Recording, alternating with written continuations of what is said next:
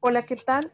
En nombre del programa Desarrollo Gerencial de la Dirección de Extensión Universitaria, les doy la cordial bienvenida a la charla Bacterias acidolácticas y violes enriquecidos para la agricultura orgánica. Esta actividad se realiza en el marco del programa Emprendex Virtual mediante la iniciativa de los miércoles empresariales. Quiero invitarlos también que si durante la charla les surgen alguna consulta o quieren hacer algún comentario, por favor nos lo hacen llegar por medio del chat y al final de la exposición se les estará dando respuesta. Bien, ahora sí entramos en la primera parte de la actividad. Por lo tanto, le doy la bienvenida al ingeniero agrónomo Alan Chavarría Chan, a quien le cedo la palabra en este momento. Hola, hola, ¿cómo están? Buenas tardes, amigos y amigas. Qué alegría poder estar compartiendo con ustedes nuevamente. Por acá vamos a abrir a compartir la pantalla. Bueno, hoy vamos a ver este tema muy apasionante que se llama bacterias acidolácticas y violes enriquecidos para la agricultura orgánica. Es un tema importantísimo, dada la trascendencia que tienen de los microorganismos para el uso en la agricultura orgánica, ¿verdad? En este caso, unos microorganismos que son del reino protista unicelulares, ¿verdad? Como son las bacterias y cómo se lleva el proceso de reproducción. Vamos a ver entonces la agenda. Bueno, en esta foto ustedes pueden ver la tecnología que hemos usado en la finca de nosotros, ¿verdad? Ahí pueden ver unos repollos y unos cales y cómo con esta tecnología todo esto se desarrolla muy bien. Esas papas también, esas papas las sacamos de allá. Entonces vamos a ver un poco sobre preparación y uso de las bacterias acidolácticas.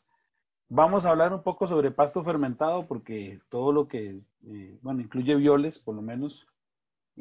Bueno, no todo, y eso depende cómo lo haga uno, ¿verdad? Pero nosotros hemos estado usando sobre todo el pasto fermentado para violes. Entonces hay que tener un poco claro cómo se prepara este insumo. Y después tenemos la multiplicación también de lactobacilos que tiene que ver con Val. Eso es una receta que nos compartió don Juan José Paniagua, que yo creo que si no me equivoco por ahí tiene que andar un pariente de él por ahí. No sé si es el hijo. Entonces vamos a compartir eso, que él también estaría muy contento de que podamos compartirlo, ¿verdad? Después también vamos a hablar sobre la preparación de los violes enriquecidos.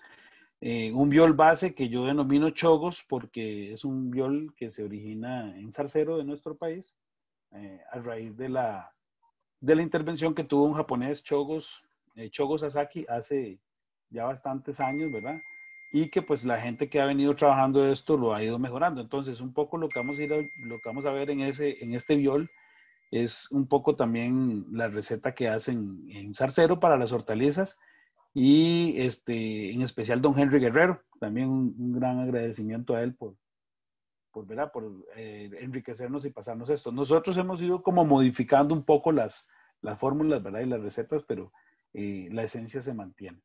Después vamos a ver un poco sobre MM mineralizado y al final vamos a hablar sobre un MM activado, aromatizado y también que lleva bacterias ácido lácticas que se puede utilizar como desinfectante para tener un desinfectante un poco más amigable, ¿verdad? En nuestras casas. Ok. Vamos entonces vamos a hablar primero de la reproducción de las bacterias acidolácticas. Bueno, las bacterias acidolácticas, antes de empezar con esto, son importantísimas, ¿verdad? Se usan en muchísimas cosas en la agricultura orgánica. Y al final vamos a ver esos usos. Entonces, más o menos la receta que les voy a compartir es una receta que se hace en varios días, ¿verdad? Pero no es que tiene usted que estar sacando mucho tiempo todos los días para poder hacerlas, es un ratito, ¿verdad? Lo que pasa es que sí, para tener una multiplicación exitosa y vigorosa, ¿verdad? Que sea bastante eficiente y alta, ¿verdad? El número de bacterias, pues ocupamos tiempo. Espérense para poner en silencio esto, ahora sí. La figura que tenemos ahí es un poco como el proceso, como les digo, esos frascos que se ven ahí son las bacterias acidolácticas en este proceso de reproducción. Entonces, en la fase 1 lo que vamos a hacer es tomar un litro de agua pura, ¿verdad? Se ocupa un litro de agua pura. Agua pura quiere decir que solo es H2O, que no tiene ningún mineral ni nada. Por lo tanto, no puede ser agua que tomamos de un pozo o la que viene del río o incluso la de lluvia que colectamos por medio de techos, ¿verdad?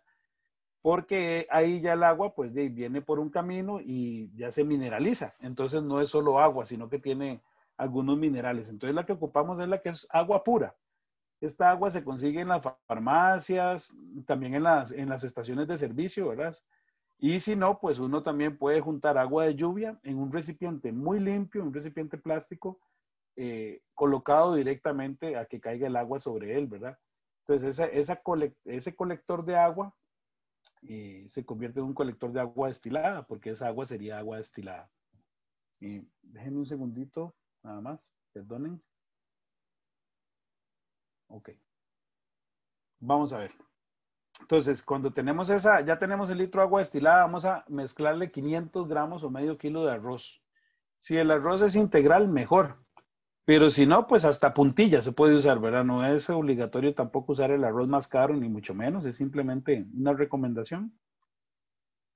Y ocupamos un recipiente de vidrio que tenga por lo menos 3 litros de capacidad para esta receta. Ya van a ver por qué, porque el volumen final pues es más de 2 litros, ¿verdad? Entonces en la primera fase lo que hacemos es agarrar el arroz y lavarlo con esta agua, ¿verdad? Lavarlo, pero dejarlo en esa agua, o sea, como dejarlo remojando, ¿verdad? Como para hacer la reproducción, exactamente. Vamos a ver, dependiendo del lugar donde estemos, si el lugar es frío o caliente, así va a necesitar más días de fermentación el arroz, ¿verdad? Con el agua.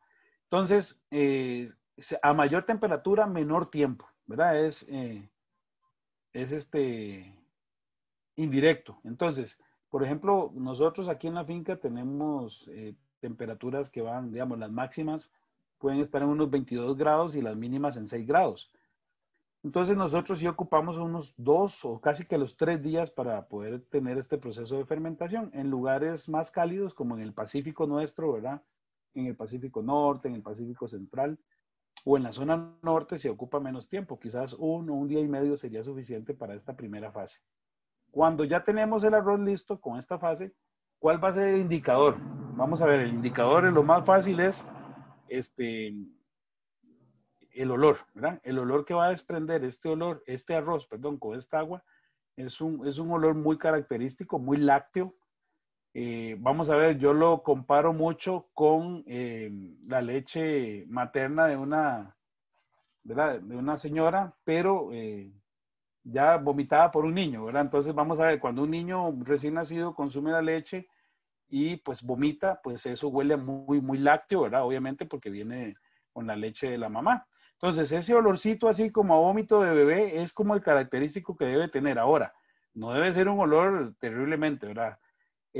Tan malo, digamos. Este olor, conforme vamos pasando en las fases de reproducción de las bacterias, va a ir cambiando y al final ya no va a ser nada parecido, pero sí es muy característico y es un buen indicativo de que la fermentación se dio bien. Otro indicativo es también por medio de la observación.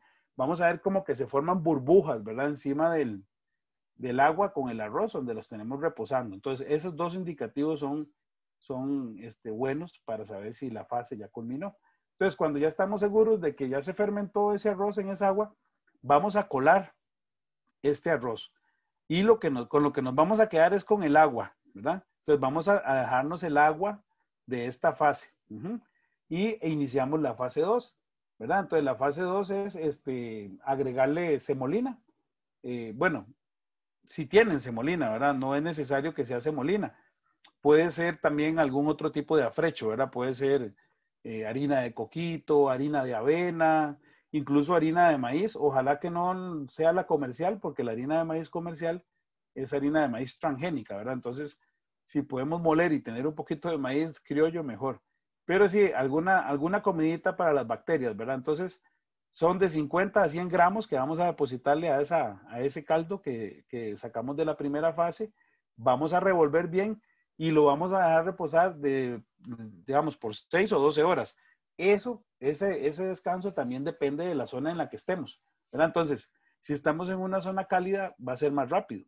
Si estamos en una zona fría, va a durar un poquito más. Entonces, ahí es el rango de tiempo, pero mínimo 6 y máximo 12 horas en la segunda fase. Entonces, la primera es arroz con agua destilada, se deja que fermente, se cuela y al agua que colamos le mezclamos entonces semolina en la fase 2 y lo dejamos por 6 a 12 horas. Aquí en esta foto les quería como presentar un poco de los afrechos que yo uso. En la parte inferior vamos a tener la semolina, que es el afrecho del arroz, ¿verdad? En la parte superior derecha tenemos salvadillo de trigo y en la parte superior izquierda tenemos la harina de coquito, ¿verdad? Bueno, ya entonces en la fase 3, otra vez volvemos a colar el líquido y nos vamos a quedar otra vez con solo el líquido, ¿verdad? De esta fase va a salir la semolina o el afrecho que usemos y eso se va a descartar. ¿Ok? Entonces, cuando ya tenemos solo el líquido, le vamos a poner leche. Leche entera, ¿verdad? No puede ser leche pasteurizada, porque si está pasteurizada ya no va a ser el mismo efecto, ¿verdad? Entonces necesitamos que sea una leche entera, ojalá carita, recién ordeñada, y si no, bueno, pues que no esté pasteurizada, ¿verdad? Y con esa leche vamos a dejar reposar esta mezcla de 1 a 2 días. Eso también depende de las condiciones. Volvemos, si es caliente, entonces es más rápido. ¿Cuál va a ser la señal de que ya está listo esa fase, verdad? Es que se forma un queso. Se hace un queso y por eso es muy importante que el recipiente que utilicemos para hacer esta práctica sea un recipiente de boca ancha, porque eso nos va a permitir, ¿verdad? Poder extraer ese queso, porque en la fase 4 eso es lo que hay que hacer, ¿verdad? Se debe sacar esa nata con el queso del frasco y se le ponen 200 mililitros de melaza. Solamente a la parte líquida. Entonces siempre hay que colar, ¿verdad? Entonces, ¿qué es lo que vamos a hacer? En este caso, cuando sacamos el queso, lo vamos a dejar en una mantita, en un trapo, que deje escurrir todo el caldo, porque el caldo que suelta ese queso también está lleno de bacterias acidolácticas. Entonces, todo ese caldo que suelta el queso lo vamos a depositar con el frasco, a donde quedó la mayoría del líquido, ¿verdad? Y a ese líquido total es que le vamos a poner los 200 mililitros de melaza. Igual a temperatura ambiente hay que dejarlo fermentar unas 6 horas, ¿verdad? Y ya tenemos nuestras bacterias acidolácticas de cultivo madre, ¿verdad? Y ya una vez que pasaron esas 6 horas, para que ellas terminaran de multiplicarse con la melaza, entonces sí hay que refrigerar. Entonces ya para refrigerar sí hay que meter en alguna otra botella, ojalá de color ámbar. Recuerden que todas estas cosas, todos estos bioinsumos se afectan con la luz, ¿verdad? Con muchas cosas. Entonces es mejor utilizar recipientes que sean color ámbar, verde, que no dejen pasar tan fácilmente la luz, ¿verdad? Entonces, vamos a ver, él va a seguir fermentando aunque lo metamos en la refrigeradora. Tenemos que meterle en la parte de más abajo, ¿verdad? Donde se mantenga fresco, pero que no congele. Y ahí lo vamos a hasta mantener pues, hasta por 6 meses, ¿verdad? Eso es como la vida útil que tiene. Ahora, la primera semana de que está listo y que se mete en la refri, hay que sacarlo todos los días. No sacarlo, sino como observar y abrir la tapa del recipiente donde está, porque eso va a seguir fermentando. Entonces, es mejor quitar la tapa para que suelte el exceso de gas y no vayamos a tener alguna sorpresa en la nevera, ¿verdad? Entonces, sí es importante ese pequeño detalle para que lo tomen en cuenta. Entonces, así tenemos las BAL. Son varios días, pero como les digo, son ratitos los que uno tiene que sacar, pues para estar seguro si va a funcionar o no va a funcionar, ¿verdad? El asunto es ir viendo que cada una de las fases cumpla como el objetivo, ¿verdad? La primera tiene que tener ese olor, la segunda tiene que separarse como la parte de la semolina del caldo, ¿verdad? Y en la tercera tiene que hacerse este queso. Ok, entonces como vimos en esta foto, ahí pueden ver el resultado final por la melaza, pues es un caldo de color ámbar, ¿verdad? Pero eso es también producto de la melaza. Casi siempre cuesta mucho, es imposible casi que colar 100%, ¿verdad? Entonces, mucha de la parte de la semolina o del afrecho que usamos va hasta la parte final y se acumula. Y también, pues a veces se forma levaduras y esas levaduras también se van acumulando. Pero bueno, entonces ya las reproducimos, pero entonces ahora cómo se usan, ¿verdad? Porque eso es muy importante, ¿no? Tenemos ese tanto esfuerzo para sacar apenas como 2 litros de bacterias ácido lácticas y la gente dice, puñal, tantos días para tan poquito, ¿verdad? Bueno, el secreto de esto es que las bacterias ácido lácticas rinden mucho y aquí está la fase 5 de activación y multiplicación donde se explica eso, ¿verdad? Entonces, con solo y únicamente 20 mililitros de cultivo madre, ojo, 20 mililitros de los 2 litros y resto que nos salen es muy poquito, ¿verdad? De 5 por 10 son 50, tenemos como 100 veces, o sea, 100 dosis para hacer esto que estoy explicando ahorita, ¿verdad? Si fueran 2 litros. Entonces, 20 mililitros de cultivo madre se mezclan con 1 litro de agua pura, ojalá destilada, más 20 mililitros de melaza. O sea, de melaza es también poquitísimo, ¿verdad? Y eso se deja fermentar por 24 horas a temperatura ambiente. Entonces, ¿qué es lo que va a pasar ahí? En esos 20 mililitros que sacamos del cultivo madre van a ir millones de bacterias que al estar en contacto con más agua y con más energía, que es la melaza, pues lo que va a hacer es que se multipliquen aún más y que sean más millones, todavía billones, trillones ¿verdad? De bacterias que van a estar concentradas en ese nuevo litro, porque ojo, eso es 1 litro. Ese litro lo podemos usar directamente si queremos, ¿verdad? Eso ya digamos, podemos ponérselo a una mochila de 20 litros y usarlo directamente. O si no, lo podemos seguir multiplicando. Entonces podemos hacer más bacterias. Podemos seguir con 20 litros de agua, ¿verdad? Entonces, a esos 20 litros de agua se le pone, en realidad serían 18,5 litros de agua, más medio litro de melaza y el litro que tenemos de la primera parte, del punto A, ¿verdad? Eso se fermenta por 4 horas y ya vamos a convertir el primer litro en 20 litros. Entonces, para la gente que tienen extensiones más grandes, ¿verdad? O que tienen, bueno, ahorita vamos a ver los usos, pero que tienen como lugares donde hay muchos animales, pueden multiplicarlo más y entonces hacer más bacterias ácido lácticas. Ya esos 20 litros se pueden diluir en 400 litros, ¿verdad? Entonces alcanza para 2 estañones de 200 litros o 2 barriles, 10 litros por cada uno y al cual hay que agregarle 1 galón de melaza por estañón, los 10 litros de lasbal más agua por otras 4 horas y ya tenemos entonces 400 litros de bacterias ácido lácticas a partir únicamente de 20 mililitros de la solución madre. Pues ven, ¿por qué es que no se hace mucho? Porque en realidad rinde un montón, ¿verdad? Como les dije, de los 20 litros, incluso el primer litro que se hace con 20 mililitros lo podemos usar directamente en la mochila, pero para que rinda un poquito más lo podemos hacer con la segunda parte de los 20 litros. Esa es la parte de bacterias acidolácticas. Ahora los usos. Ahora, no solo estos usos tienen las bacterias acidolácticas, tienen un montón de usos más, nada más que estos son como los más preponderantes y los que más se han usado, digamos, en la agricultura orgánica y para otras cosas, ¿verdad? Entonces, vamos a ver, olores en baños secos, letrinas, porquerizas, gallineros, establos y corrales. Entonces, al igual que el MM líquido, el BAL funciona para eso mismo también. Las bacterias, pues se comen todos los microorganismos que causan esos malos olores, por decirlo de alguna manera, y entonces se eliminan, ¿verdad? También como el MM líquido para limpiar trampas de grasas, para acelerar procesos de descomposición. Entonces, ¿qué es lo que hacemos en la finca nosotros? Nosotros lo que hacemos es que revolvemos el MM líquido con bacterias acidolácticas, pero lo hacemos a la hora de hacer la aplicación, nunca antes. Siempre tenemos las bacterias por aparte y el MM, y cuando vamos a hacer las aplicaciones mezclamos, revolvemos y eso es lo que ponemos. ¿De acuerdo?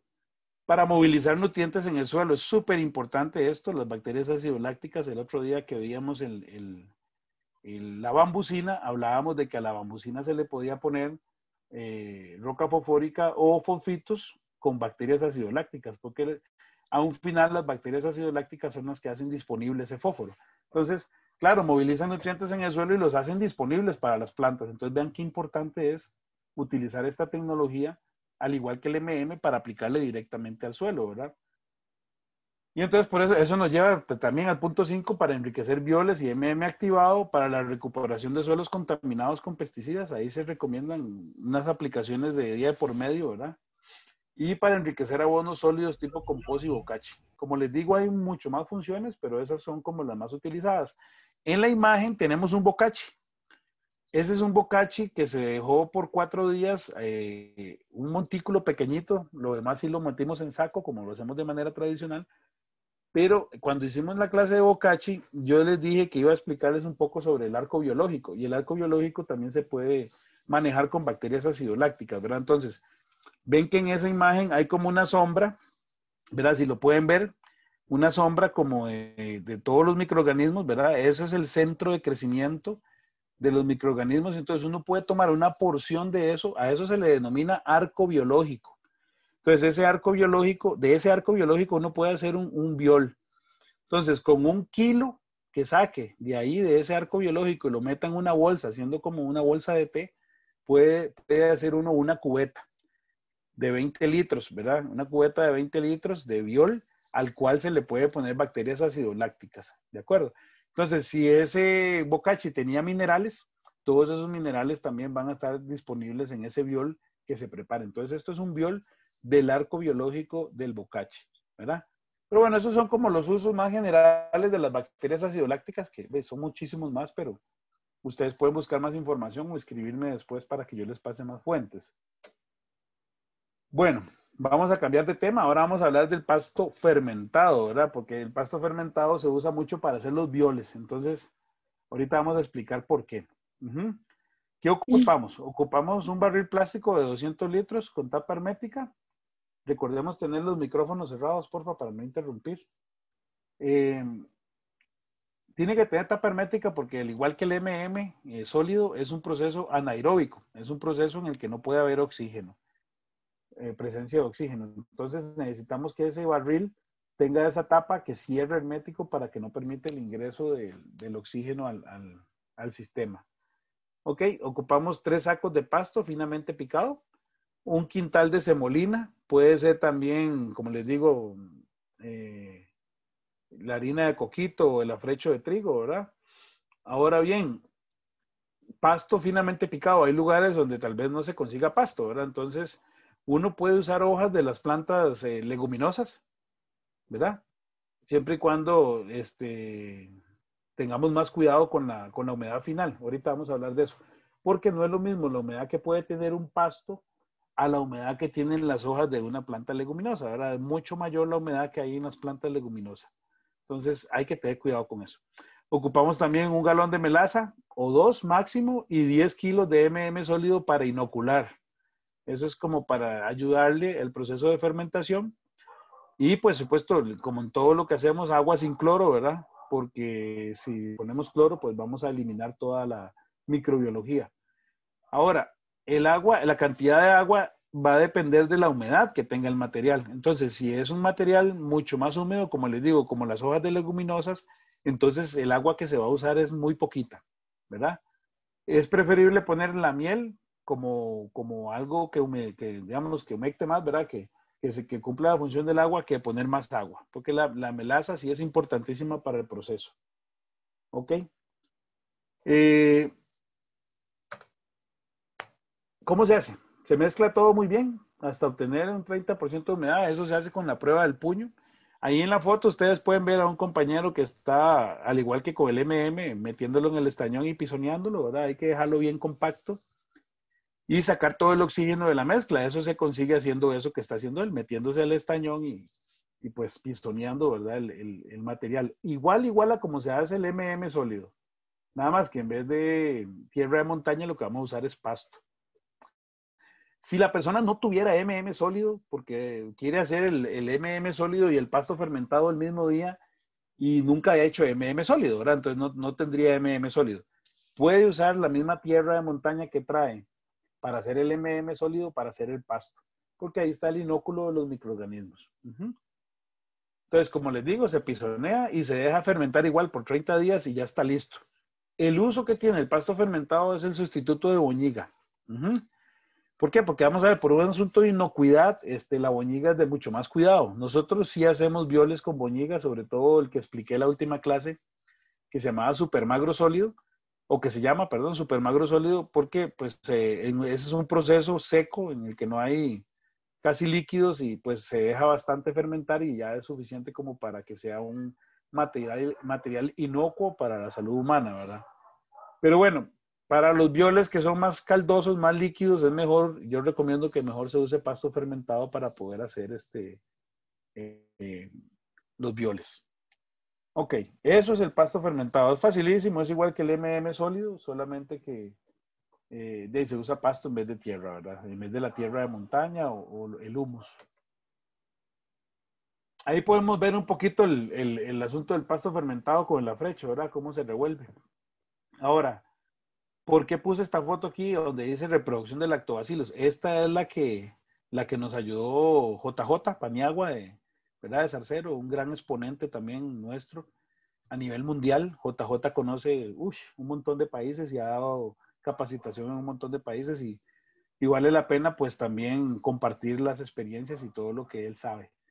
Entonces, una vez que estuvimos con él, él nos contó cómo reproducía él el lactobacilos y bueno, esta es la receta que él usa, ¿verdad? Usa sulfato de magnesio. Ven qué importante es saber hacer el pasto fermentado, ¿verdad?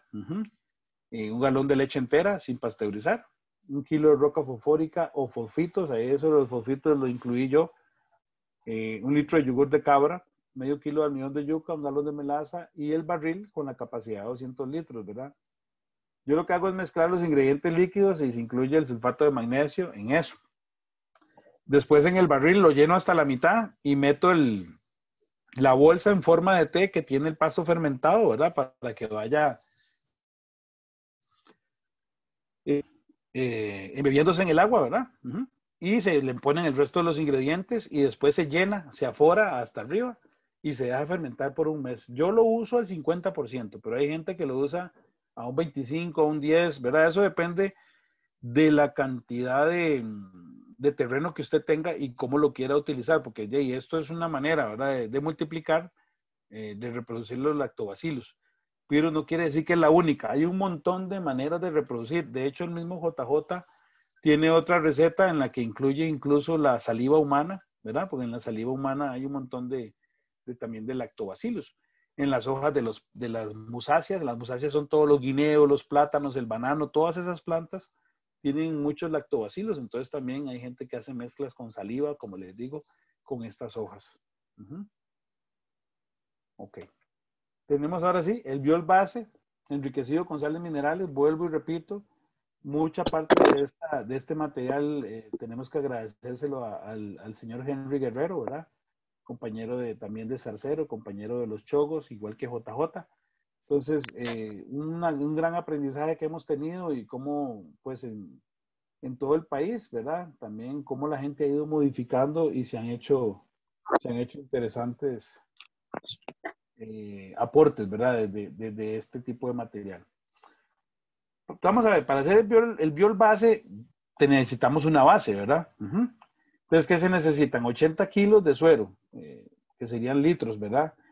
Si no tenemos eso, pues podemos poner 5 litros de leche o 2 kilos de sustituto de leche para terneros. Eso sí, tenemos que tener cuidado que donde lo compremos nos aseguren que no tenga antibióticos.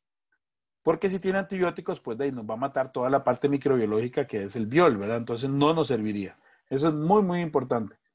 Vuelvo y repito, vean que la importante de ver un poco lo que era el pasto fermentado, ¿verdad? Porque para hacer estos bioles se usa pasto fermentado en sustitución de la boñiga. Se usa la fuente de energía, que sería la melaza, igual, ¿verdad? En todos los preparados orgánicos la melaza es fundamental. Hay sustitutos también, porque no en todo el mundo hay melaza, y aquí ahorita estamos con varias personas de otras latitudes, que dicho sea de paso, agradezco mucho que estén conectados hoy desde, creo que Bolivia, México, hay varios países que están, entonces agradezco mucho que estén conectados. Pero sí, la melaza tiene algunos sustitutos, ¿verdad? La melaza que usamos nosotros aquí en el país es derivado de la caña de azúcar. Pero bueno, lo que se ocupa es una fuente de energía. Ocupamos ceniza. Antes se usaba más ceniza. La última visita que hice donde don Henry, me enteré que se está usando mucho menos ceniza y se usa bien, bien coladita, que esté bien cernida, que sea lo más fina posible, ¿verdad? Don Henry usa 10 litros de agua. Yo también he cambiado eso como MM activado, entonces se puede usar MM activado. el MM sólido que también se mete en una manta, ¿verdad? Como haciendo una bolsa de té. Entonces ahí vamos a tener un saco o una bolsa de té grande con los 15 kilos de pasto fermentado y una más pequeña con los MM sólidos. Y el barril de 200 litros, ¿verdad? Porque esto es, la receta que vamos a ver es para hacer, o la que estamos viendo, perdón, es para hacer 200 litros. Entonces ya si usted va a hacer una cantidad menor, lo que tiene que hacer es la proporcionalidad de eso, ¿verdad? Que en realidad no es tan difícil, ¿verdad? Digamos, si fuera 100 litros, entonces es la mitad de todo lo que hemos dicho aquí, ¿verdad? Si fueran 50 litros, parten en 4 todos los materiales y así por el estilo. Ok. ¿Qué es lo que hacemos? Entonces, en el barril de 200 litros se mezclan el suero, se agrega el pasto fermentado y se agrega la ceniza. Se revuelve todo eso, ¿verdad? Ya entonces le metemos la melaza al MM activado o a los 10 litros de agua y se pone en el estañón todo revuelto. Ese estañón no va a quedar lleno, ¿verdad? Porque es de 200 litros y apenas le estamos poniendo como 100 y resto, ¿verdad? Ya van a ver por qué es que no tiene que quedar lleno, ¿verdad? Precisamente por eso. Hay que sellarlo, que quede anaeróbico. Ojo, eso va a formar muchísimos gases ahí. Entonces eso hay que ponerle un sistema, una válvula de escape como el que vimos, a ver, como bueno, ese es un modelo chiquitito, ¿verdad? Para nosotros, que en la finca nosotros es pequeñito, entonces hacemos los violes de ese tamaño, pero bueno, si uno lo va a hacer a gran escala, lo que tiene que hacer es adaptar una manguera también al estañón grande y de esa manera sacar el exceso de los gases que se produce en el estañón o en el barril y que no explote, ¿verdad? Porque eso se sigue acumulando y si no hay una válvula de escape, pues por algún lugar va a salir. Entonces, por eso es importante hacerle ese sistema de escape. Con permiso. Ok. Entonces, cuando ya tiene 4 o 5 días, aquí viene lo interesante, ¿verdad? Que vamos a enriquecerlo con sales minerales. Ojo, aquí hay que hacer un apunte muy importante. Primero que es para 200 litros, ¿verdad? Todas esas cantidades que vienen ahí son para 200 litros, ¿verdad? Pero esas fuentes para ser utilizadas en agricultura orgánica certificada, ahí tengo que hacer la salvedad, ¿verdad? Si es certificada, tienen que ser fuentes, valga la redundancia, certificadas de origen natural, es decir, que sean de cantera. Aquí en el país se consiguen casi que prácticamente todo, ¿verdad? O sea, hay sulfato de potasio orgánico, sulfato de magnesio, hay borato de sodio. Entonces, todas esas fuentes, si estamos certificados, tenemos que pedir una carta que el vendedor nos haga, donde nos diga que son de origen natural, para no tener problemas si estamos certificados, ¿verdad? Eso es muy, muy importante. Y sé que algunos de los que están conectados están certificados, entonces eso es algo muy importante. Ok. Vamos a ver, la base que vimos antes, ¿verdad? Se tiene que hacer para cada uno de los elementos que están en esa lista, ¿de acuerdo?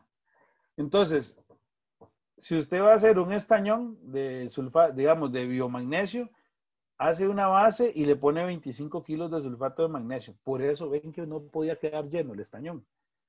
El estañón tenía que quedar como a dos tercios o algo así para poder incluir la sal, revolverla bien, mezclarla con el líquido, aforar o rellenar hasta arriba, hasta unas 2-3 pulgadas del borde y volver a sellar, ¿verdad?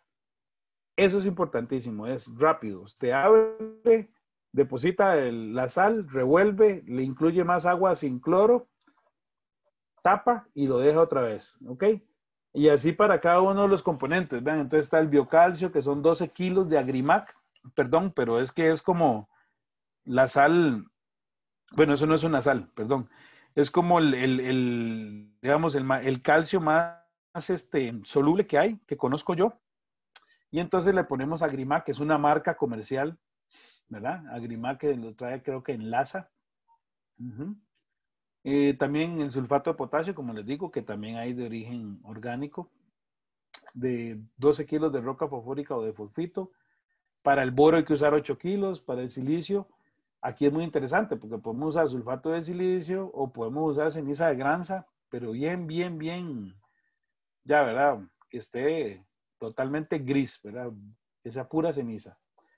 De manganeso son 6 kilos y de zinc 8 kilos. Entonces, para cada uno de los bioles hay que hacer un estañón base y después agregar la sal mineral, ¿verdad?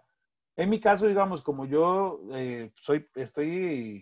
perdón, como es poquita la cantidad, entonces yo lo que hago es un estañón de biol base y después lo reparto en recipientes más pequeños y a cada uno de esos le pongo proporcionalmente la sal mineral, ¿verdad?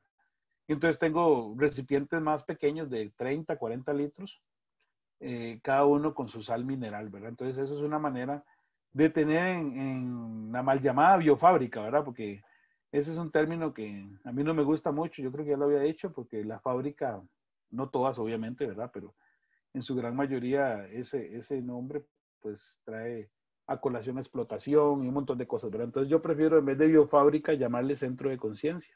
Entonces en este centro de conciencia tenemos nosotros, además del MM y todo lo demás, pues cada uno de estos recipientes con la sal mineral. Entonces eso es muy importante. Ahí, como les dije, para cada una de las sales se debe hacer una base. 10 días más, eso es lo que ocupa, 10 días, y a los 10 días ya usted lo puede abrir y usar. ¿Cómo se usa? Al 3%. Eso quiere decir que son 600 mililitros o centímetros cúbicos por cada bomba de espalda, mochila de 20 litros, ¿verdad? O 30 mililitros por litro, que sería lo mismo, ¿verdad? Más o menos. Esa es la dosis que se recomienda en Zarcero para las hortalizas. Entonces, yo sí les digo a ustedes, si ustedes lo que tienen es otro tipo de plantación, ¿verdad? Pueden probar. Acuérdense que la agricultura orgánica es investigación y es observación. Entonces, ustedes tienen que ir probando. Ahora sí, no se van a poner a probar en toda la plantación. Si quieren, digamos, subir las dosis, qué sé yo, para plantas frutales, lo pueden hacer, pero siendo conscientes de que puede haber ¿verdad? De que puede pasar algo no tan bonito. Entonces, lo que podemos hacer es tomar la planta que consideremos que está más quedadita y probar el insumo ahí, ¿verdad? Para ver si da alguna reacción diferente. MM activado mineralizado, ¿ok? Cuando los MM tienen 3 días de activado, se puede mezclar esto. 5 kilos de harinas de rocas o de diatomea, de tierra diatomea. Para los que son de Costa Rica, aquí en el país se consiguen las diatomeas. O 3 kilos de sulfito o la mezcla de esas tres, ¿verdad? Entonces, si son, digamos, si el volumen, si el peso eran 5 kilos, se pueden poner 2 kilos de harinas de rocas, 2 kilos de diatomea y 1 kilo de fofitos, por decirlo, o la mezcla que ustedes crean, ¿verdad? Se le ponen también cáscaras de huevo, cáscaras de camarón. Esto es una receta de Jairo Restrepo, por aquello, para si alguno lo está viendo medio conocido. En la última visita que tuvimos de él acá en marzo, nos compartió esto. Entonces también quisimos compartirlo porque lo hemos usado y nos parece que es bastante bueno. 1 litro de melaza se deja un mes fermentando y se usa el 2%. Vean ustedes qué maravilla, ¿verdad? Entonces, si es al 2%, son 400 mililitros por bomba de espalda de 20 litros. O es decir, 20 mililitros por litro. Que es muy poquito, ¿verdad? La dosis y en realidad es algo súper bueno. ¿Verdad? El quitosano que está en las cáscaras de camarón son una fuente buenísima de protección y alimento para las plantas, ¿verdad? También. Y de todo lo que son harinas de rocas, dependiendo de donde las obtengamos, también vamos a tener diferentes minerales, ¿verdad? Por último, tenemos el MM activado y aromatizado, que se usa como desinfectante. Tal vez esta es como la novedad más bonita que hay, ¿verdad? También, lo aprendimos con un mexicano, ahora aquí hay varios mexicanos conectados, con un mexicano muy famoso que se llama Nacho Simón. Estuvimos con él en una capacitación y pues hemos modificado un poquito la receta, pero digamos que la original es como la base, ¿verdad? Entonces, esto es para hacer un montón. Entonces, esto es por si usted quiere como comercializar esto también como un desinfectante. Pero en realidad uno puede hacer muchísimo menos para tener un poco para la casa, ¿verdad? Pero entonces, Para hacer 200 litros, lo que ocupamos son 150 litros de agua, un galón de melaza, 3 kilos de M&M sólido siempre en su bolsa de té, ¿verdad? Para poder ser sumergidos. Medio kilo de sal marina, por favor, que no tenga yodo ni cloro, o sea, es sal marina, pura, ¿verdad? Vean qué importante las bacterias acidolácticas, ocupamos de 10 a 5 litros de bacterias acidolácticas, y dependiendo del olor que queramos, así le podemos poner lavanda, citronela, zacate de limón, bueno, hay tantas plantas que tienen olores, ¿verdad? Que eso es, usted puede usar la que quiera. Se ponen en una bolsita como haciendo un té también y se sumergen en el barril por 30 días. Otra vez, el sello de agua es la manguerita, ¿verdad? La manguerita que va a la botella de agua para que pueda escapar los gases que se están formando, pero que no permita que entre el oxígeno. A los 30 días ya se puede usar y vean qué maravilla, lo que se ocupa es un poquitito también, apenas 50 mililitros por cubeta, 20 litros, imagínense ustedes, ¿verdad? Es algo muy útil, bastante utilizado en la actualidad. Hay mucha gente que está vendiendo este desinfectante, lo que pasa es que no ponen lo que lleva, pero es así como se hace. Bueno, eso era también un poquito lo que yo quería compartir hoy. Yo quería pues agradecer a todos los que están participando y quedo abierto, atento a todas las preguntas que ustedes tengan a partir de este momento. Muchas gracias por su atención. Muchas gracias, Alan. Alan, le cuento que tenemos participantes de México, Bolivia, Colombia, Brasil, Perú y pues de diversas partes de nuestro país. Así que hemos tenido bastante audiencia la tarde de hoy. Entonces les acabo de poner en el chat el linkcito de la encuesta y ahora sí vamos con la parte de consultas. La primera dice, ¿la melaza funciona para el BAL en la fase 2? No, la melaza es en la última fase, ¿verdad? En la última fase, en la fase 2 lo que ocupamos es únicamente el afrecho. Y acuérdense, no tiene que ser semolina. Pueden ustedes incluso usar harina de avena, que se consigue en cualquier supermercado, ¿verdad? La avena molida sirve y vieran que lo hemos hecho en varios grupos y hasta un olor muy agradable tienen las bacterias acidolácticas con este tipo de harina. Otra consulta que le hacen es, ¿la fase 1 y 2 son anaeróbicas? No, perdón, a mí se me olvidó aclarar eso, tienes razón. No, las BAL, todo el proceso es aeróbico, hasta el puro final es que uno la tapa, ¿verdad? Pero acuérdense que también hay que estarla destapando en la refri para que no nos estalle en la refri. Y sí, siempre es aeróbico, entonces lo que hacemos es ponerle, se me olvidó ese detalle también, disculpen, es ponerle una tela encima de la boca del recipiente, ¿verdad? Acuérdense que es un recipiente de boca ancha, en donde vamos a poner una tela con alguna liga o un mecatito, amarrándolo para evitar que se metan bichitos, digamos, ¿verdad? Gracias. Consultan que cuánta leche y cuánta melaza es lo que se necesita. Para hacer esta receta que acabamos de compartir, que nos va a generar un montón de bacterias acidolácticas, ¿verdad? Lo que se ocupa es 2 litros de leche en la fase 3 y 100 mililitros de melaza o 200 máximo en la fase 4. Gracias, Alan. Consultan que si los sólidos resultantes de las fases se pueden compostar. Por supuesto, y es excelente, excelente. De hecho, yo se lo pongo al bocache y eso genera muchísimo más levaduras también y es una maravilla para ayudar y acelerar el proceso de mineralización de los materiales. Es buenísimo. Gracias. También consultan que si una vez listo el pasto fermentado, ¿por cuánto tiempo se puede almacenar y bajo cuáles condiciones? Don, otra vez no te escuché bien.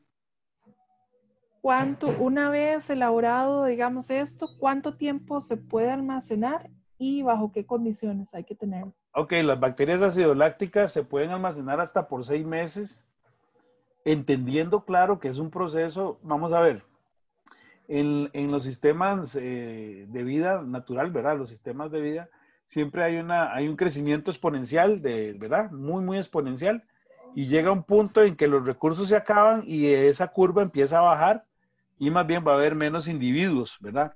Entonces, vamos a ver, conforme va pasando el tiempo, aunque tengamos las bacterias en la nevera, pues el producto no va a ser el mismo, ¿verdad? Entre más reciente sea, mayor cantidad de bacterias va a tener. Sí le cuento que esos 200 mililitros de melaza que se le pone son suficientes para que ellas se reproduzcan un montón y vivan bastante. Además, estando en la refri, pues sí entra en un estado como de latencia, aunque siempre se siguen multiplicando, ¿verdad? Y la mejor prueba de eso es la primera semana que hay que estarlo destapando para que no se nos reviente dentro de la refri. Uh-huh. Gracias.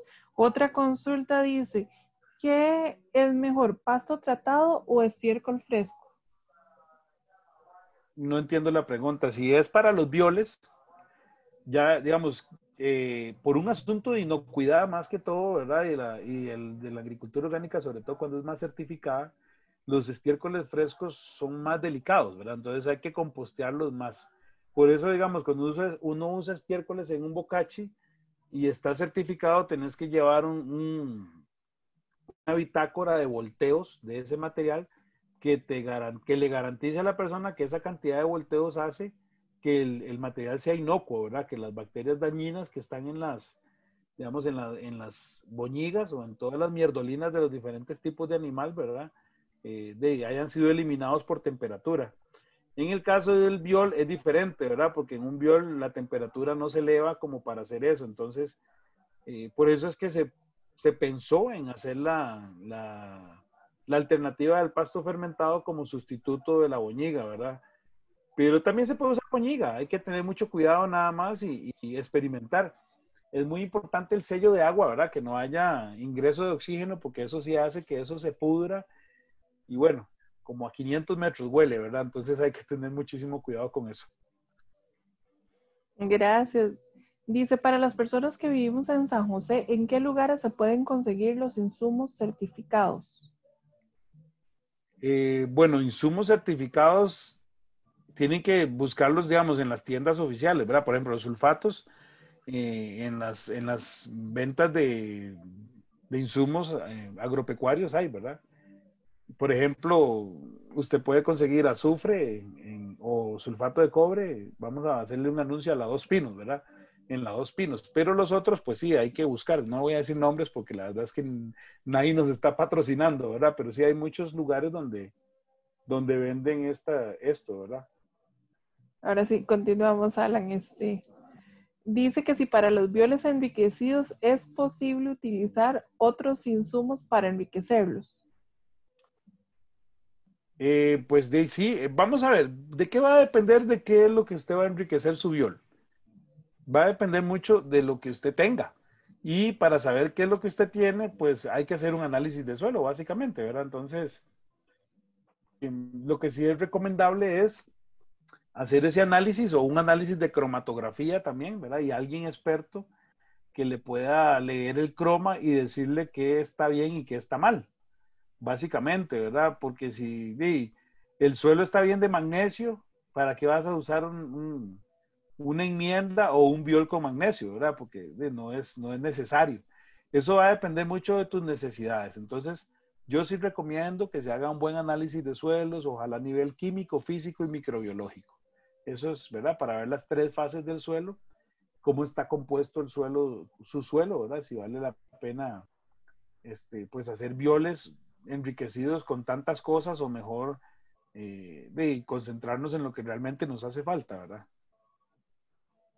Alan, la persona que había consultado lo del pasto especifica que la pregunta es, ¿cuánto puedo almacenar el pasto fermentado cuando ya está listo? Ah, ok, ahora sí le entendí la pregunta. Sí, el pasto fermentado es un silo, ¿verdad? Es un silo, igual que el sólido. Yo he usado pastos fermentados de un año, ¿verdad? Entonces, yo no lo... Vamos a ver, y esto hay que ser bastante asertivo. Uno no puede hacer insumos para guardarlos eternamente. Usted hace los insumos para usarlos, ¿verdad? No es como para tenerlos ahí guardados y de repente decir, uy, mira, me acordé, tengo pastos. No, vamos a ver, hagamos insumos para los 6 meses, por ejemplo, para tener que hacer 2 veces por año, quizás, para que no sea tampoco tan laborioso, ¿verdad? Pero sí, intentemos de tener insumos frescos. Eso es lo mejor. Otra consulta dice, ¿Todos estos minerales se consiguen en algún lugar en específico y los venden en cantidades pequeñas? Bueno, eso sí es más difícil. Yo sí tengo que decirles que hay lugares donde solo venden sacos de 25 kilos, pero también hay lugares, le voy a hacer propaganda a un lugar que me caen bien y además es un pequeño emprendimiento de personas digamos, en el centro del país, en Copesarcero. Usted puede conseguir insumos de estos en pequeñas cantidades. No, Copesarcero, no, perdón, Copebrisas. Copebrisas queda en Laguna del Faro Ruiz, ¿verdad? Arriba, en las brisas, perdón, del Faro Ruiz.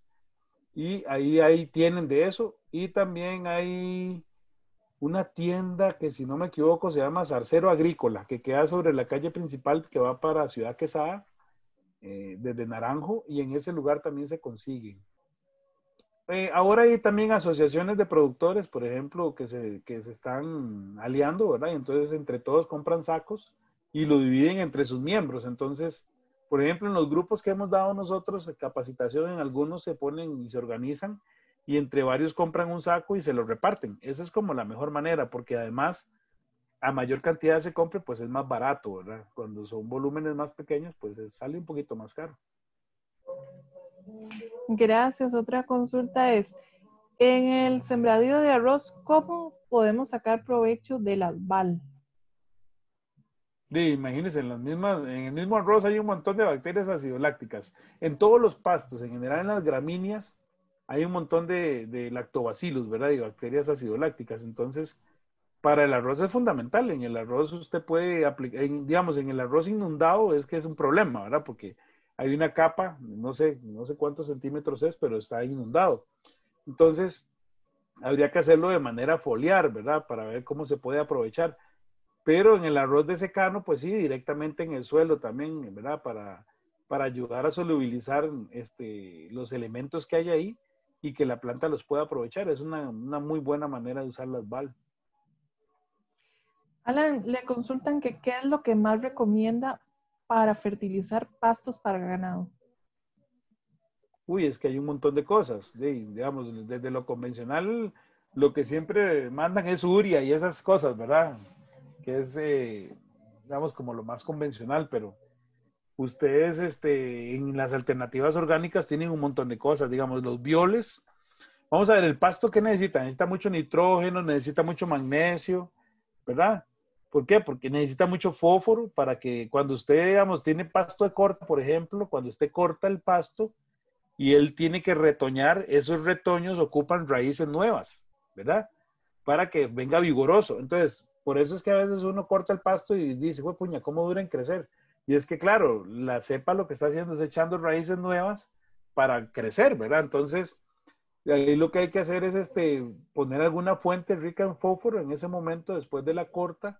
Puede ser incluso una bambucina, como la que vimos la última clase, una bambucina enriquecida con roca fosfórica o con fosfitos que nos genere mayor raíz y que haga que el pasto de corta crezca más. Igual en los potreros que se usan de aparto, ¿verdad? Porque el ganado pasa un tiempo en un potrero, lo sacan y hasta dentro de cierta cantidad de días vuelve a ese mismo potrero. Entonces, en esos días que el potrero está en descanso, es bueno las aplicaciones de este tipo de insumos, ¿verdad? Desde las bacterias acidolácticas hasta, digamos, minerales como el fósforo, incluso el magnesio, ¿verdad? El magnesio, acuérdense que el magnesio es el homólogo al hierro en la sangre de nosotros, ¿verdad? Entonces, el hierro en la sangre de nosotros es fundamental para que no nos dé anemia, ¿verdad? Igual en las plantas, el magnesio es fundamental en la molécula de la clorofila para que a la planta, entre comillas, no le dé anemia, ¿verdad? Entonces, para tener forrajes más verdes y vigorosos, además de nitrógeno, pues hay que aplicar también magnesio. Pero vuelvo y repito, eso depende mucho de los análisis que tengamos de nuestros suelos. No se puede, ¿para qué va usted a invertir en algo que tal vez no necesita? Entonces, primero y lo más básico es invertir en el análisis de suelos. Gracias. Otra consulta dice, ¿el EPM activado y aromatizado tiene efecto repelente? Bueno, no se ha probado así, pero puede ser, ¿por qué no? ¿Verdad? Tiene todo el sentido, más si usamos alguna planta como la citronela, ¿verdad? La citronela es un repelente de amplio espectro y bien conocido. Entonces, quizás haciendo el extracto con la citronela se pueda obtener algún tipo de repelente también. Uh-huh. Y yo creo que ahí lo más importante sería como la concentración en la que se use también. Hay que hacer pruebas, ¿verdad? Gracias, consultan que si el suero de vaca es portador del VAL. Vamos a ver, en todos los lácteos, ¿verdad? En general. Pero no solo ahí, como les digo, hay un montón, incluso en la saliva de nosotros, ¿verdad? En la saliva de nosotros, gracias a esas bacterias acidolácticas se nos hacen un montón de menos caries, ¿verdad? Si no, estaríamos llenos de caries en nuestros dientes, ¿verdad? Entonces, es importante saber y conocer las fuentes, pero sí en todo, en el suero, en la leche, en el arroz, en los pastos. Las bacterias acidolácticas están en prácticamente todo. Un día de estos, por cierto, voy a nombrar a un amigo Rommel que trabaja en el Instituto Nacional de Aprendizaje, en el INA, en la Chinchilla. Él le hizo un análisis a una bambucina que hizo un señor en Guanacaste, a don Miguel Gutiérrez, al cual le mando un saludo también muy afectuoso. Y en ese análisis de la bambucina salieron un montón también de lactobacilos. ¿Y ahí, cuál es la respuesta? El bambú es familia del pasto también, ¿verdad? Entonces, como buen pasto, tiene bastantes bacterias acidolácticas. Entonces, sí hay también en el suero, claro. Perfecto, muchas gracias. Consultan que con qué pueden reemplazar el suero si no lo pueden obtener. Bueno, para hacer el biol, les dije que se puede usar leche entera, pero en muchísimo menos cantidad. Digamos, si van a hacer un estañón de 200 litros, se recomienda que sean 80 litros de suero. Pero si no tienen suero, pueden usar 5 litros de leche entera. E incluso, si no consiguen leche entera, sin pasteurizar, ¿verdad? Pueden usar del sustituto que se le da a los terneros, que es como una leche en polvo que uno puede diluir en agua y utilizar eso. Eso sí, no puede tener antibióticos, ¿verdad? Si es un sustituto de leche con antibióticos, no nos va a servir porque acuérdense que un antibiótico lo que hace es matar bacterias, ¿verdad? Entonces, si le ponemos cualquiera de estos componentes con un antibiótico, pues nos va a arruinar todo lo que estamos haciendo. Otra de las consultas dice, con el tiempo se inocula indeterminadamente el suelo y ya no necesitamos agregar microorganismos o eso se debe seguir haciendo continuamente. Muy buena pregunta, esa es una excelente pregunta. Lo mismo me pregunté yo cuando yo tuve la suerte de ir a Japón en el 2011 con JICA, ¿verdad? Con la agencia de cooperación. Allá estuvimos 3 meses y en esos 3 meses yo nunca vi nadie que usara MM. Allá no usan microorganismos de montaña. Por lo menos donde los productores que estuvimos, ¿verdad? Los aplican y los usan o los aplican, sí, por medio del bokashi o de otras herramientas o insumos que se usan, pero no los ponen directamente como nosotros. Claro, ellos nos llevan, no sé, como 30 o más años de ventaja, ¿verdad?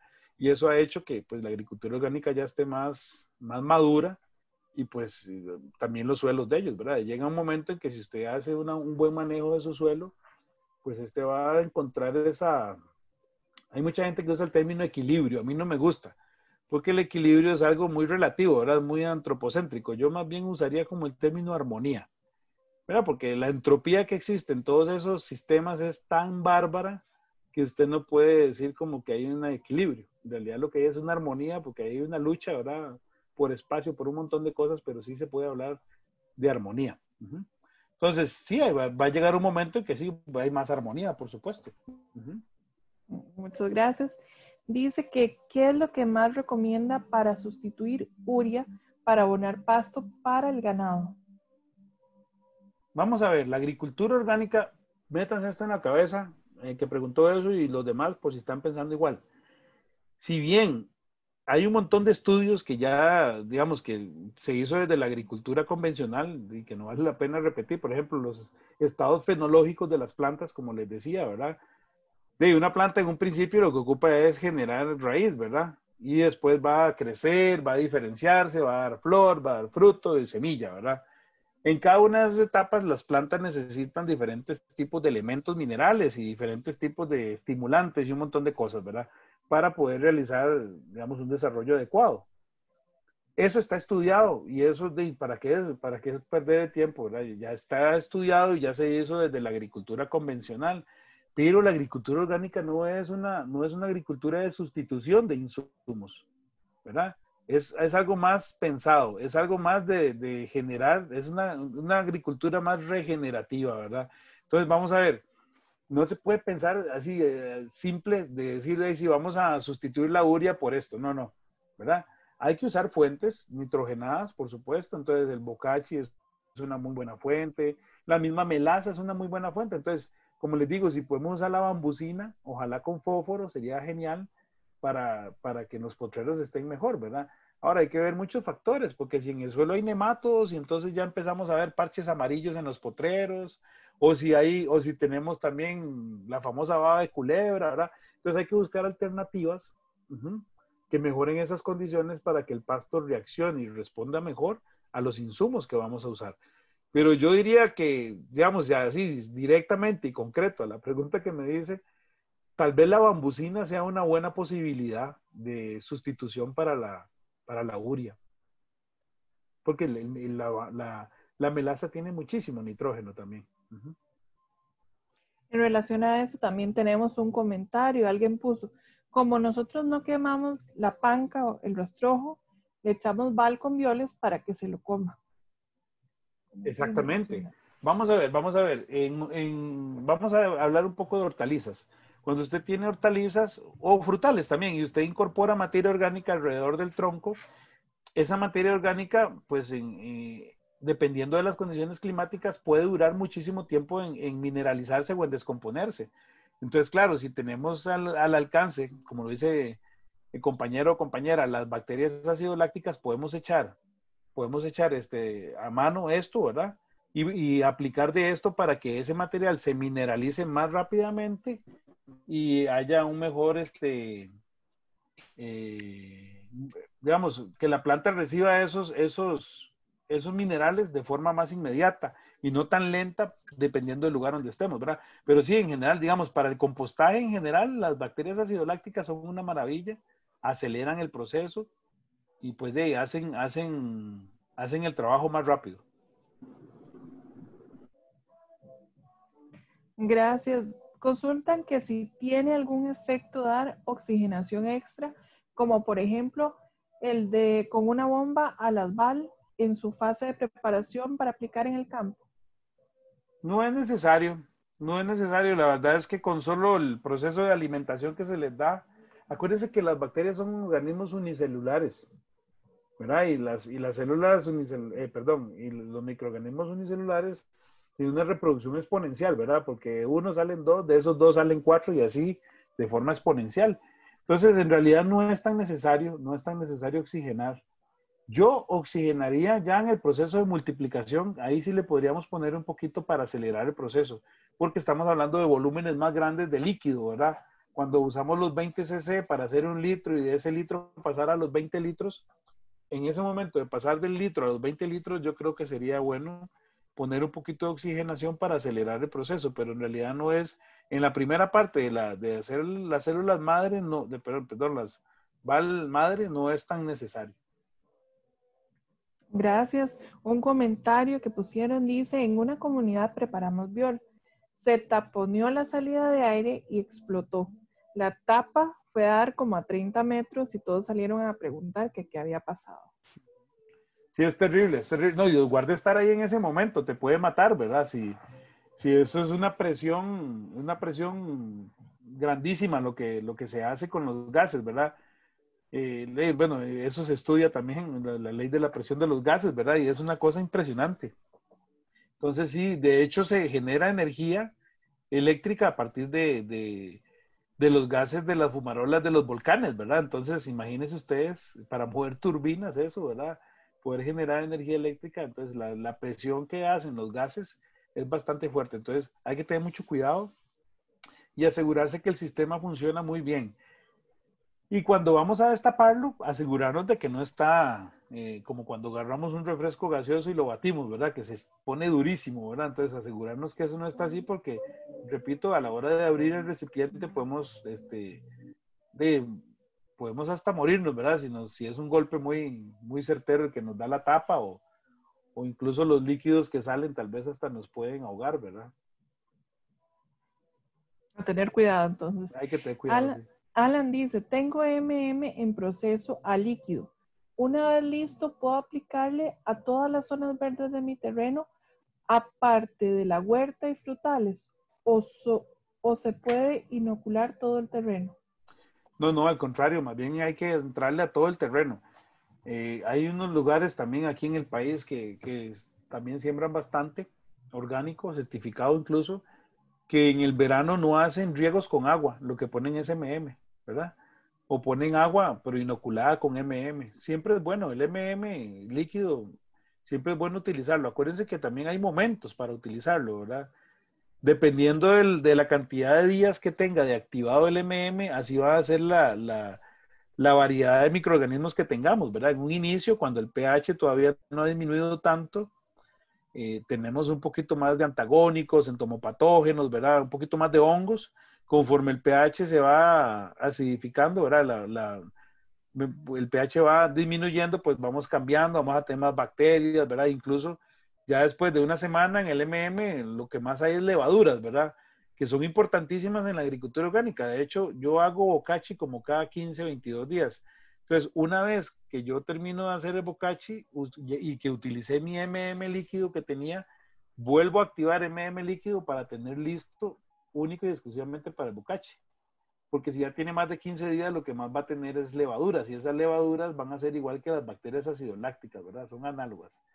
Van a transformar la materia orgánica en minerales, o la va a mineralizar de forma más veloz, ¿verdad? Va a acelerar ese proceso. Gracias. Otro de los participantes dice, yo fermento parte de las hortalizas que consumimos, como el chucrut, pepinos, rábanos, y estas bacterias son lactobacilos, estas bacterias lactobacilos son las mismas. Ahí hay lactobacillus también, por supuesto, y de hecho son buenísimas para nosotros. Ahora yo también, bueno, estuve un poquito mal por el sobrepeso y entonces empecé un plan alimenticio.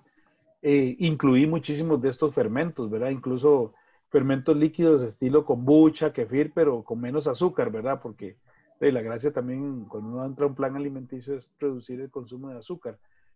Entonces sí es buenísimo, y sí hay bacterias acidolácticas en esas conservas, por supuesto.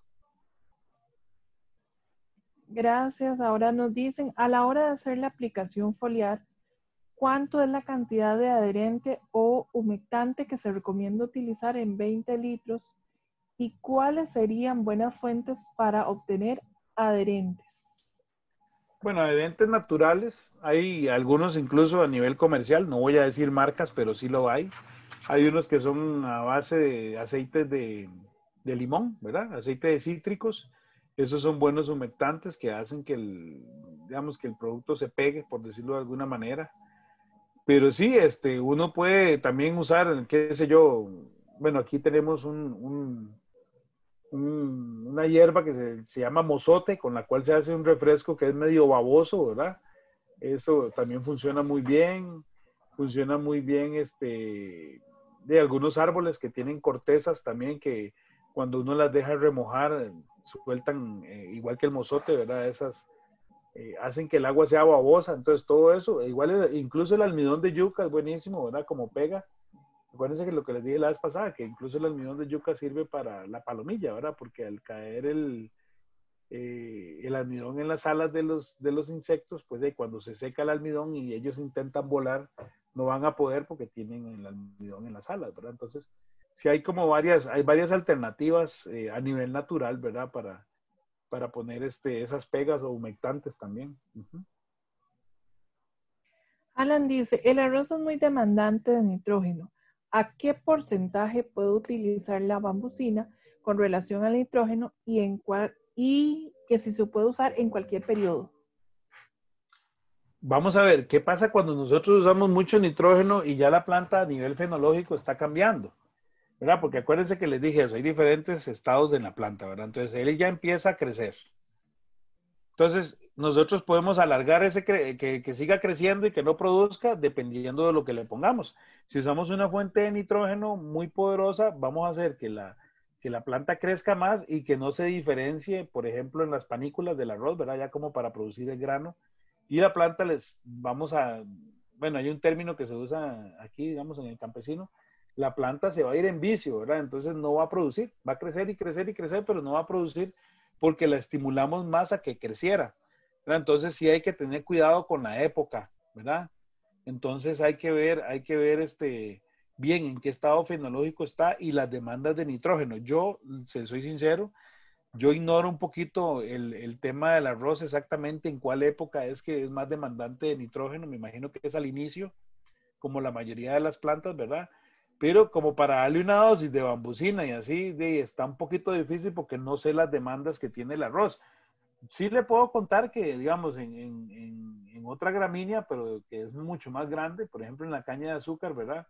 En la caña de azúcar habían estado usando 1 onza por litro de bambusina. Pero imagínense, ¿verdad? Es para llenar una caña de azúcar, ¿verdad?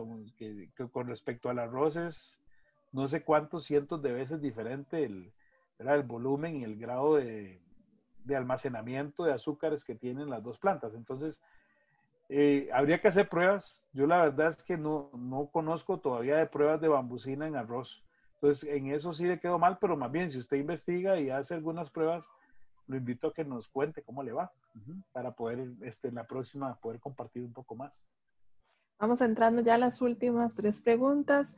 Una dice, solo por medio de videos de YouTube he hecho el proceso de los pero ¿qué me recomienda de la cantidad de días adecuados en el proceso para líquidos?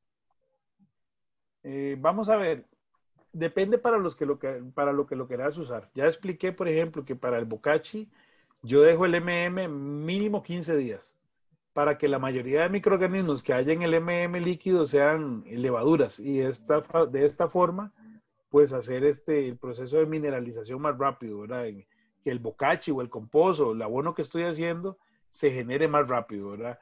Ahora, si usted lo que quiere es un efecto, digamos, con más hongos antagónicos o que haya más presencia de hongos entomopatógenos, al contrario, tiene que usar el recién hecho a los 3, 4 días. El líquido, ¿verdad? Si el líquido ya tiene 3, 4 días y usted lo quiere usar como antagónicos, o sea, que vayan hongos antagónicos y unos entomopatógenos, es un buen momento, ¿verdad? Ahora, yo, como les digo, lo mejor que, digamos, que pueden hacer es utilizar eso revuelto con las bacterias acidolácticas. Es una buena práctica que se puede hacer. Alan, consultan que cómo se pueden corregir o cómo se puede corregir el pH de las aguas. No entendí en realidad la pregunta, pero es que el agua, ¿de cuáles aguas? Es que el agua en general más bien tiene un efecto buffer, ¿verdad? Cuando usted tiene una sustancia muy ácida o muy básica, ¿verdad? Que tiene un pH muy alto o muy bajo y usted lo pone con agua, más bien el agua estabiliza el pH de esa otra sustancia. Entonces, la verdad no entiendo la pregunta. De acuerdo. Vamos a la última pregunta. Dice, ¿el polvo de piedra que se consigue en los quebradores se puede utilizar para sustituir la harina de roca o rocas fosfóricas? Vamos a ver, para sustituir la roca fosfórica tiene que ser algo que tenga fósforo. Entonces, la única forma es que usted haga un análisis de ese polvo de piedra y ver que tenga fósforo, ¿verdad? Si no, entonces lo que puede hacer básicamente es, vamos a ver, las harinas o las arenas de tajo se pueden usar. Lo que pasa es que hay que cernirlas muy bien y hay que dejar el talco. El talco es lo que más nos sirve, lo más finito, ¿verdad? Porque eso es más fácil de digerir por los microorganismos, ¿verdad? De convertir eso en sales disponibles para las plantas. Si entre más grande sea el tamaño de la partícula, más lento va a ser el proceso. Ahora, si usted tiene un suelo muy arcilloso, por ejemplo, pues es bueno que adicione un poquito de arenas para ir mejorando desde el punto de vista físico también ese suelo, ¿verdad? Que ese suelo mejore en su textura, ¿verdad? Que no sea tan arcilloso. Muchas gracias, Alan. Ahora quiero invitar a las personas que nos acompañan a que visiten y sigan el Facebook del programa de desarrollo gerencial. Ahí los compañeros estarán posteando información relacionada con toda la labor que ellos realicen y también van a estar posteando el link de inscripción para las charlas. Solo me resta en este momento agradecer al especialista por los conocimientos que nos compartió la tarde de hoy y darles las gracias a cada una de las personas que nos acompañó en esta charla. Los esperamos el próximo miércoles empresarial. Alan, si gusta despedirse, por favor. Sí, no, más bien agradecer a todos los amigos y amigas que desde otras latitudes incluso nos están sintonizando y viendo y escuchando. Gracias, de verdad. Muchísimas gracias y por este medio y por medio de la UNED seguramente nos vemos el próximo año. Que estén muy bien. Exactamente eso, Alan. Solo por este año. Ya después, por este año es el último webinar suyo, pero ya después estaremos de nuevo con usted. Pero ahí van a estar igual en contacto por medio de los compañeros del programa de desarrollo gerencial del cual usted forma parte.